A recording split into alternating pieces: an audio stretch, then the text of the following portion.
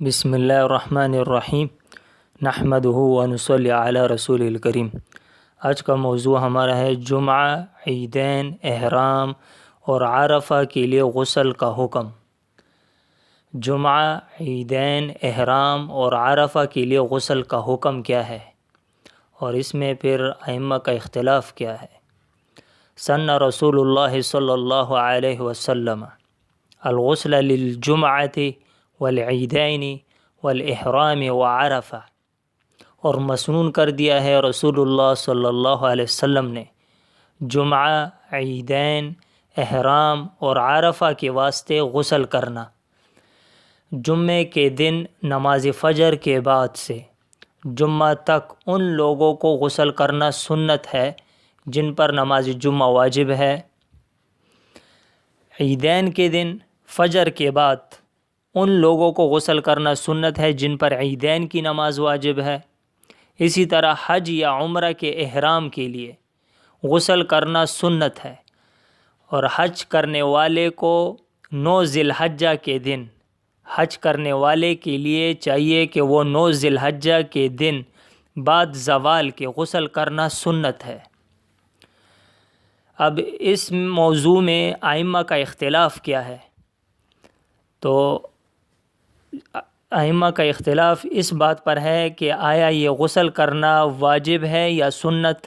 تو اس بارے میں پھر 2 مذہب ہیں کہ آیا جمعے کے دن غسل کرنا واجب ہے یا سنت؟ تو اس بارے میں 2 مذاہب ہیں۔ اول نمبر اصحاب ظواہر، حسن بصری، عطا بن رباح کے نزدیک جمعہ کے دن غسل کرنا واجب ہے۔ اب ان کے پاس دلیل کیا ہے؟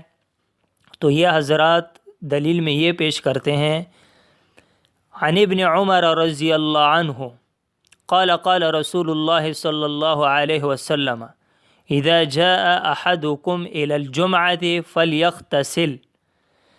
اس حدیث شریف میں یہ حضرات بیان کرتے ہیں کہ صیغہ امر کے ساتھ غسل جمعہ کرنے کا حکم دیا گیا ہے۔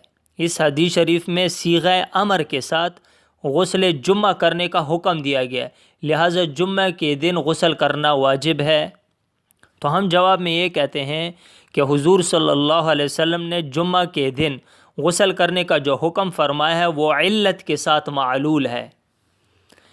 مثلا ابتدائی اسلام میں صحابہ کرام رضوان اللہ اجمعین محنت و مزدوری کیا کرتے تھے، پسینے کی وجہ سے بدبو پیدا ہو جاتی، اور انہی کپڑوں میں بغیر غسل کیے جمعہ پڑھنے مسجد نبوی شریف میں حاضر ہو جاتے، تو اس بدبو کی وجہ سے ایک سے دوسرے کو تکلیف بھی پہنچتی، جس کو ایک بار آپ صلی اللہ علیہ وسلم نے خود بھی محسوس کر لیا تھا۔ تو صحابہ کرام رضوان اللہ اجمعین کو فرمایا کہ جمعہ کے دن غسل ضرور کر لیا کرو۔ جب فتوحات کی بنیاد پر اللہ سبحانہ و تعالی نے حالات تبدیل فرما دیے، نوکر چاکر بھی میسر ہو گئے، تو مسجد میں بھی توسیع کر لی گئی، تو بدبو والی چیز وہ بات ختم ہو گئی، لہٰذا آپ کا صیغہ امر کے ساتھ حکم فرمانا علت کے ساتھ معلول تھا، وہاں پر علت موجود تھی نا، اس لیے تو فلیغتسل کا حکم دیا۔ تو اس لیے جمعہ کے دن غسل کرنا واجب نہیں ہو سکتا۔ اب اس میں دوسرا مذہب کیا ہے؟ ائمہ اربعہ اور جمہور فقہا کے نزدیک جمعہ کے دن غسل کرنا واجب نہیں ہے بلکہ سنت ہے۔ اب ان کے پاس دلیل کیا ہے ان حضرات کے پاس؟ عن سمرات ابن جندب قال قال رسول اللہ صلی اللہ علیہ وسلم من تودع الجمعة فبها ونعمت ومن اغتسل فاغسلوا افضل، یعنی جو شخص جمعہ کے دن وضو کرے گا تو وہ وضو اس کے لیے کافی ہوگا بس، اور جو شخص غسل کرے گا تو وہ غسل اس کے لیے زیادہ افضل اور باعث ثواب ہوگا۔ تو اس حدیث شریف سے معلوم ہوا کہ جمعہ کے دن غسل کرنا صرف مسنون و مستحب ہے۔ نیز حضرت علی رضی اللہ تعالیٰ عنہ سے بھی منقول ہے، قال یستحب الغسل یوم الجمعة ولیس بحتم، یعنی جمعہ کے دن غسل کرنا مسنون و مستحب ہے، واجب نہیں ہے۔ ولیس فی المزی والودی غسل وفیہما الوضوء ولیس فی المزی والودی غسل وفیہما الوضوء، اور مزی اور ودی میں غسل نہیں ہے، اور ان دونوں میں صرف وضو ہے۔ یعنی مزی اور ودی کے نکلنے کی صورت میں غسل واجب نہیں ہوتا، البتہ وضو واجب ہو جاتا ہے۔ اور مزی کی تعریف اور ودی کی تعریف کیا ہے؟